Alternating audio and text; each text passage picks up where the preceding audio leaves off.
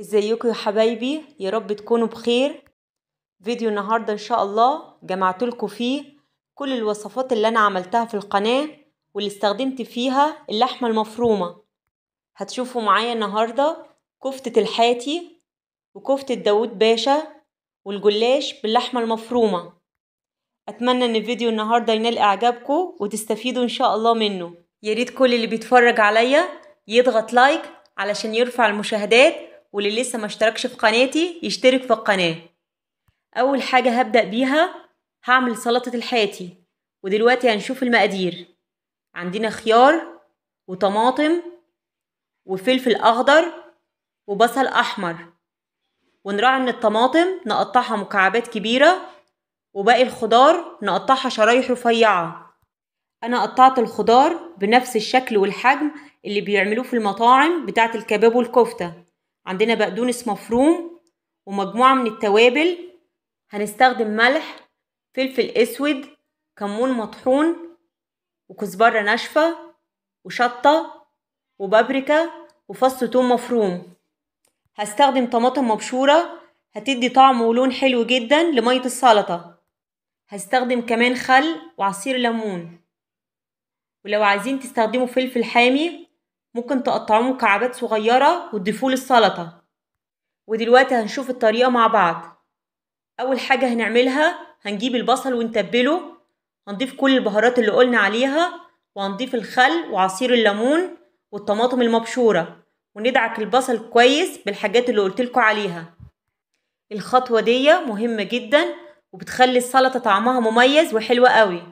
دلوقتي هنضيف البقدونس المفروم، مش مجرد رشة بقدونس، لا احنا هنضيف كمية كبيرة من البقدونس.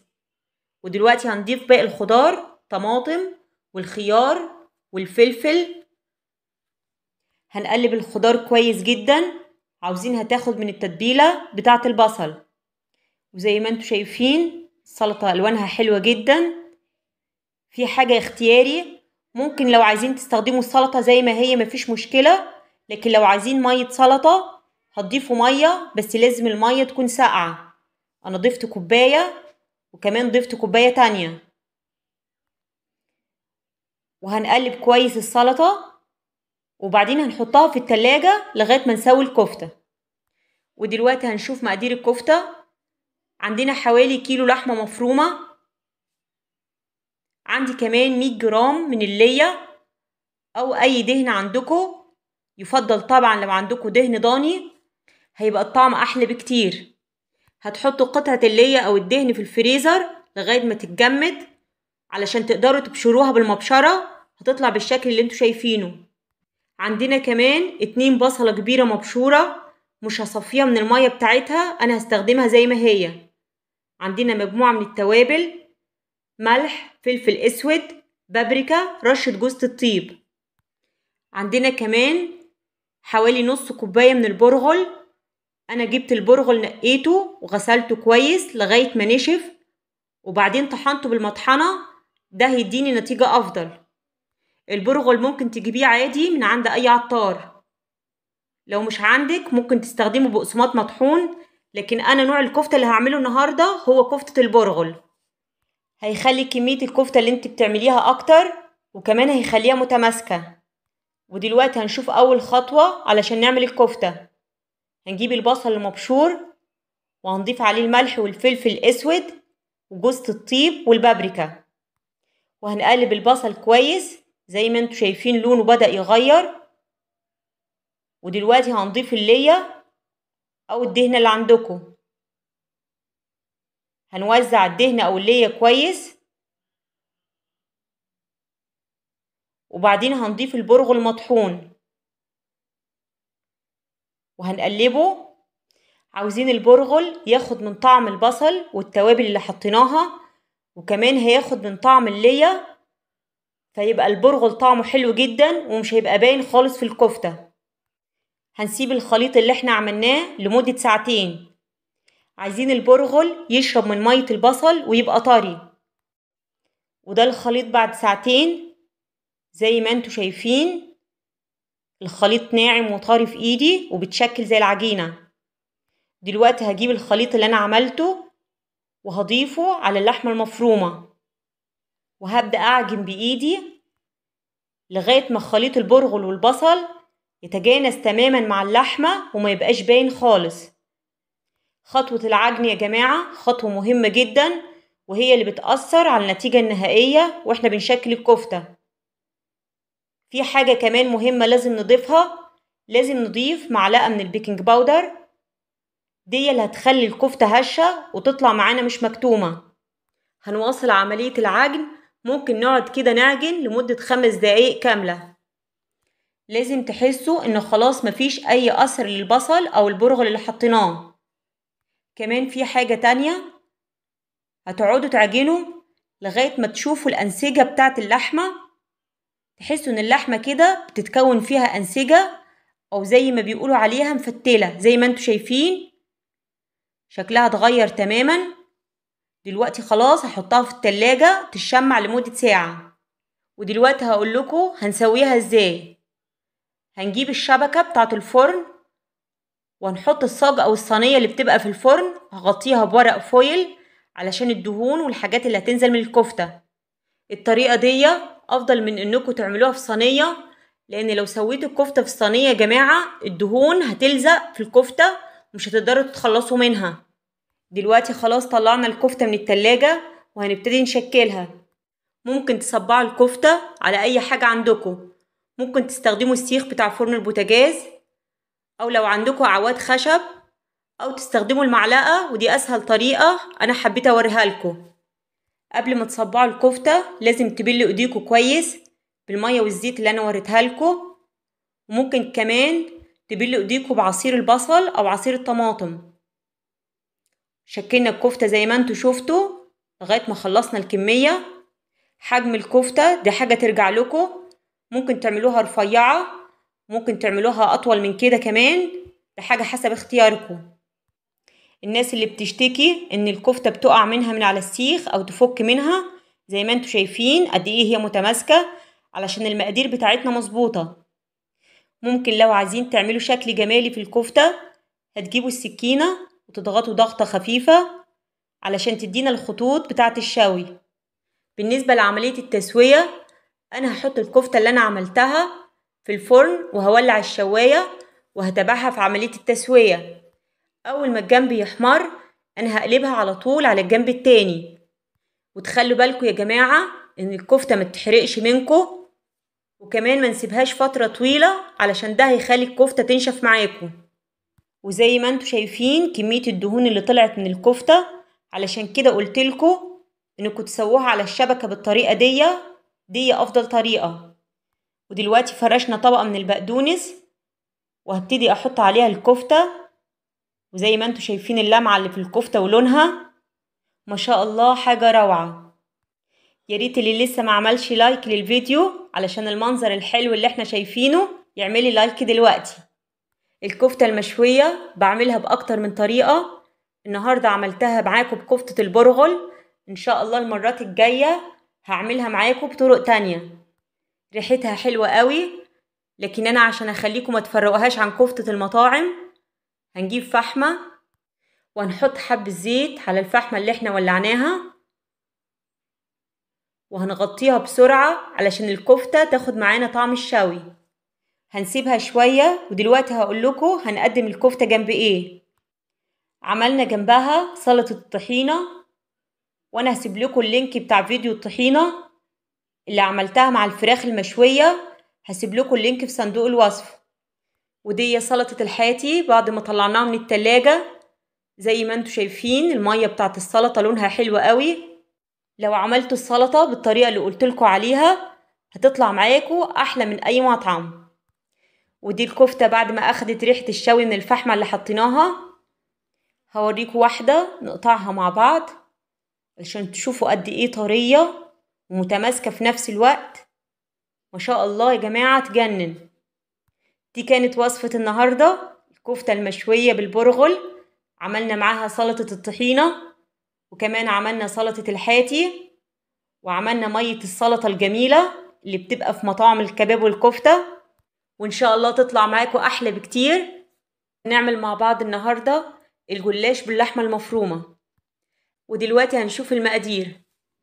عندنا نص كيلو من اللحمة المفرومة، واللحمة المفرومة دي يا جماعة ممكن تعملي صينيتين مش صينية واحدة، يعني ممكن تستخدموا ربع كيلو من اللحمة المفرومة وهتزودوا الكمية بتاعت اللحمة بالمكونات اللي أنا هقولكوا عليها دلوقتي. عندنا بصل، زيتون، واستخدموا أي نوع انتوا عاوزينه سواء أخضر أو أسود، فلفل أخضر، طماطم، وعندنا ملح، فلفل أسود، ورشة من جوز الطيب. أنا مش هستخدم توابل كتير، فلفل أسود وجوز الطيب هي اللي هتديني الريحة والطعم الجميل في الوصفة بتاعتي النهاردة. وعندنا كمان زبدة سايحة مع زيت، ممكن تستخدموا سمنة، يعني المادة الدهنية ده حاجة حسب اختياركم. عندنا كمان بيضة وكوباية لبن ولفة جلاش، ولازم يا جماعة تلفوها كويس بحاجة علشان ما تنشفش معاكم. وصفة النهاردة من الوصفات السهلة والسريعة في التحضير، وفي نفس الوقت طعمها بيطلع لذيذ جدا. ودلوقتي هنبدأ مع بعض في تحضير الحشوة. هنحط شوية زيت على النار ونضيف البصل مكعبات وهنقلب. أول ما لونه يبدأ يغير شوية هنحط اللحمة المفرومة. هنبدأ نقلب في اللحمة مع البصل لغاية ما تبدأ تدخل في السوا. النار ما تبقاش هادية قوي علشان اللحمة ما تنزلش المية بتاعتها، النار بتاعتنا تبقى متوسطة. ودلوقتي هنضيف الطماطم والفلفل، وهنضيف كمان الزيتون نقطعه صغير قوي، ونقلب الحشوة. وهنضيف الملح والفلفل الأسود وجوز الطيب، ونخلي بالنا علشان الزيتون يا جماعة بيبقى فيه نسبة ملح. ندوق الحشوة ونشوف لو محتاجة ملح ولا لأ. زي ما انتوا شايفين الألوان بتاعتها حلوة قوي والريحة كمان تجنن. هنجيب صينية ونبتدي ندهنها بالزيت. هندهن القاع كويس وكمان الجوانب علشان الجلاش ما يلزقش معانا في الصينية بتاعتنا.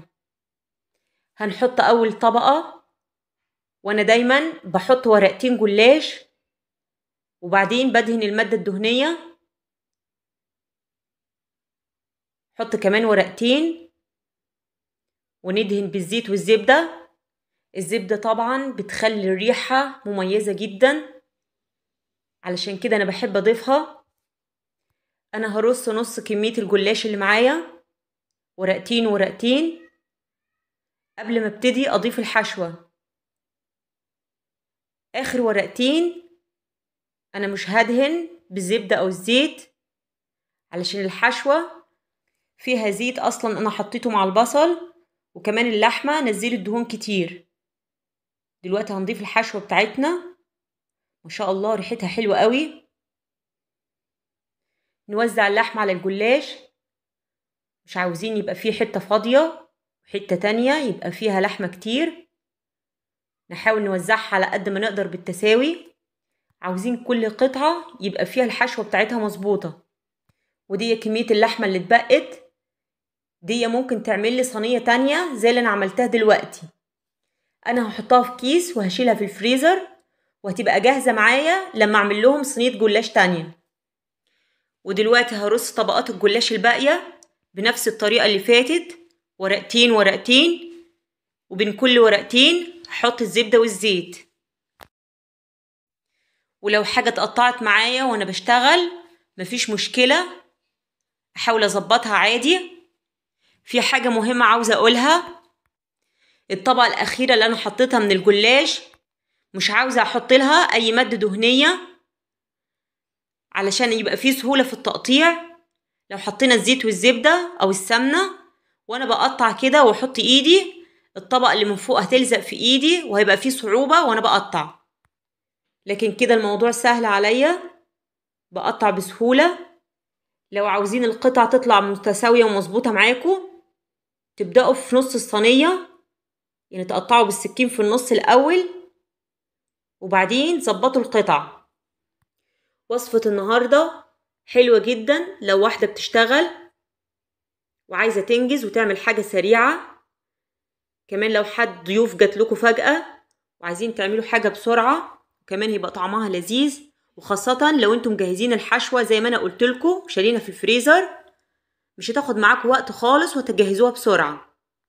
ودلوقتي هنعمل مع بعض الخليط السائل اللي هنسقي بيه الجلاش.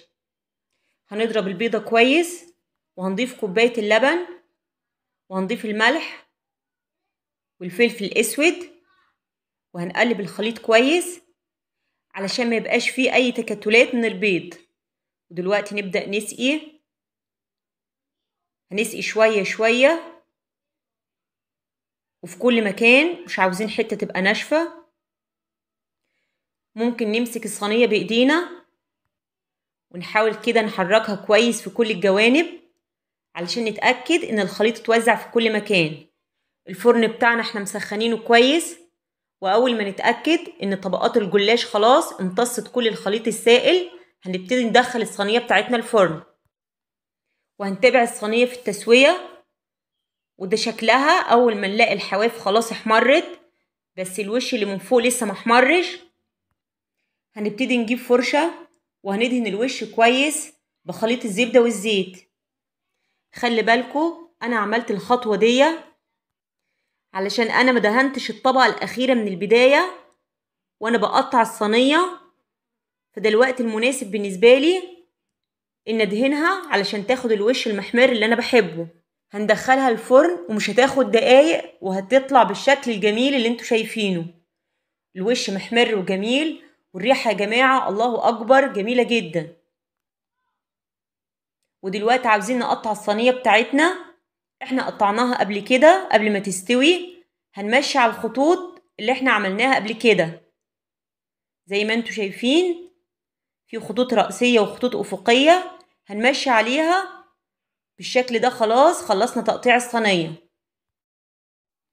ودلوقتي عاوزة اوريكم قطعة علشان تشوفوها معايا، سهلة جدا وانا بطلعها علشان انا دهنة الصينية كويس. ما شاء الله يا جماعة حلوة جدا، والطبقات ما شاء الله مورقة، وتحس ان هي مقرمشة من فوق وفي نفس الوقت طرية ولذيذة من جوه. اتمنى تكون وصفة النهاردة يا حبايبي نالت اعجابكم. يا ريت ما تبخلوش عليا باللايك الجميل. مستنية تعليقاتكم الحلوة. النهاردة ان شاء الله هنعمل مع بعض كفتة داود باشا.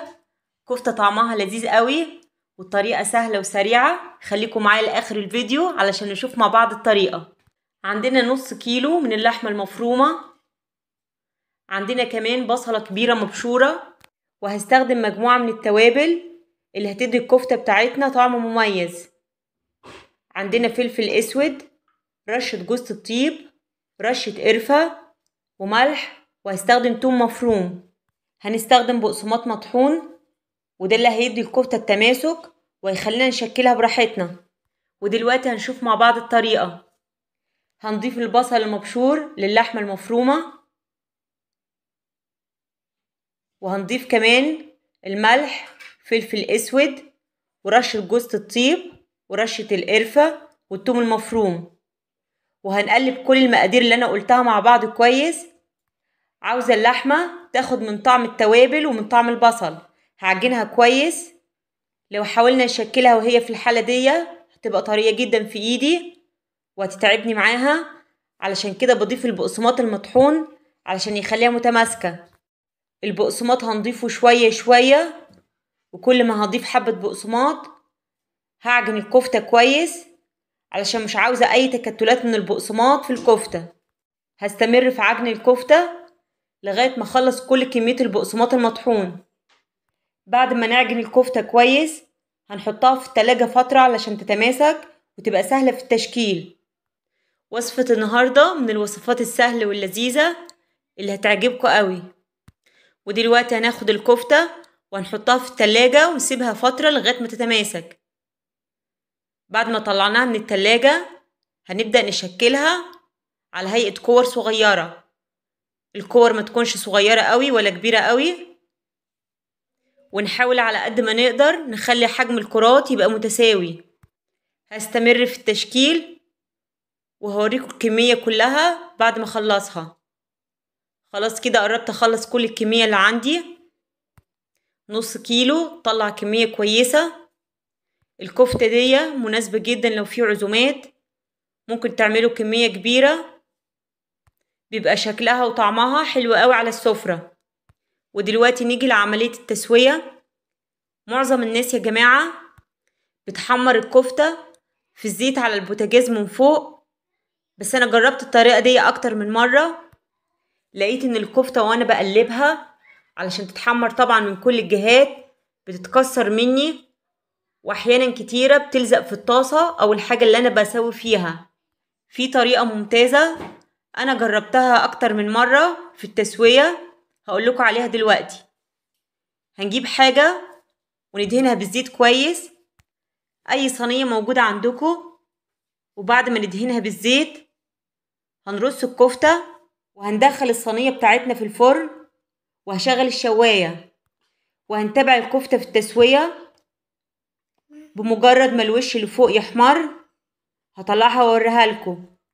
زي ما انتوا شايفين معايا الوش اللي فوق من الكفتة احمر. دلوقتي انا هقلب الكفتة على الوش التاني، هدخل الصينية مرة تانية في الفرن، والشواية زي ما اتفقنا شغالة لغاية ما الوش التاني يحمر. ودلوقتي خلاص الكفتة جاهزة معانا، وزي ما انتوا شايفين قلبت الكفتة براحتي، مفيش واحدة اتكسرت مني وطالعة كلها متماسكة. ودلوقتي هنجهز مع بعض الصلصة اللي هكمل فيها تسوية الكفتة. هنحط بصلة مفرومة ناعم مع شوية زيت على النار، وهنقلب البصلة كويس لغاية ما لونها يصفر. هنضيف كمان الثوم المفروم، الثوم نضيفه بعد ما البصلة لونها يصفر، مش هنضيف الثوم من الأول علشان ما يتحرقش معانا. هنقلب كويس وندي الثوم تشويحة خفيفة، وهنضيف الطماطم المعصورة اللي أنا مجهزاها. أنا هضيف على البصلة الصغيرة 2 من الطماطم المعصورة. هنقلب كويس. هضيف كمان معلقة كبيرة من الصلصة، هتدي الطماطم بتاعتنا لون حلو قوي. هنضيف كمان ملح ورشة سكر، وهنضيف الفلفل الأسود. الصلصة مش محتاجة مننا أكتر من كده، علشان الكفتة اللي هنحطها في الصلصة فيها التوابل اللي احنا عاوزينها. هنسيب الصلصة لغاية ما تتسبك كويس، وأول ما تتسبك هضيف لها حوالي ربع كوباية مية، وبمجرد ما الصلصة تغلي هنضيف الكفتة. وخلي بالكو الكفتة مستوية، احنا بنحطها مع الصلصة تسبك شوية علشان تاخد الطعم من الصلصة، علشان كده مش هتاخد وقت كتير، ممكن تاخد حوالي 5 دقايق أو 10 دقايق بالكتير. وطبعا النار تكون هادية علشان الكفتة ما تتهريش معانا. ودلوقتي خلاص الكفتة جاهزة معانا، والصوص الأحمر اللي معاها طعمه لذيذ جدا لأنه أخد من طعم الكفتة. ودلوقتي هنقدم الطبق مع بعض. ممكن نقدم كفتة داود باشا جنب الرز بشعرية، بيبقى الطعم روعة لذيذ جدا. ولو عندكم أطفال هتبقى الوجبة دي لذيذة جدا بالنسبة لهم. جربوا وصفتي النهاردة إن شاء الله تعجبكم قوي، امشوا على نفس الخطوات وإن شاء الله النتيجة هتبهركم. وزي ما انتوا شايفين الطبق معايا مش محتاج ان انا اتكلم عنه، حاجة ما شاء الله مشهية جدا وتفتح النفس. وياريت تهتموا بشكل الطبق قبل ما تقدموه، لان العين بتاكل الاول. تاني طريقة ممكن نقدم بيها كفتة داود باشا، اننا نقدمها مع المكرونة الاسباجيتي، وجبة لذيذة جدا وفي ناس كتير هتحبها. هتختاروا اي حاجة انتوا عاوزينها، سواء تقدموها مع الرز بشعرية او المكرونة. ممكن كمان لو حابين تعملوها سندوتشات بتبقى برضو طعمها حلو قوي. اتمنى تكون افكار النهاردة عجبتكم وتكون الوصفة نالت اعجابكم. ياريت اللي لسه ما عملش لايك لغاية دلوقتي يعمل لي لايك، واللي مش مشترك في قناتي ياريت يشترك. وشكرا يا حبايبي على دعمكم ليا لغاية دلوقتي، مستنية تعليقاتكم الحلوة اللي بتفرحني. مع السلامة، أشوفكم إن شاء الله في فيديو جديد.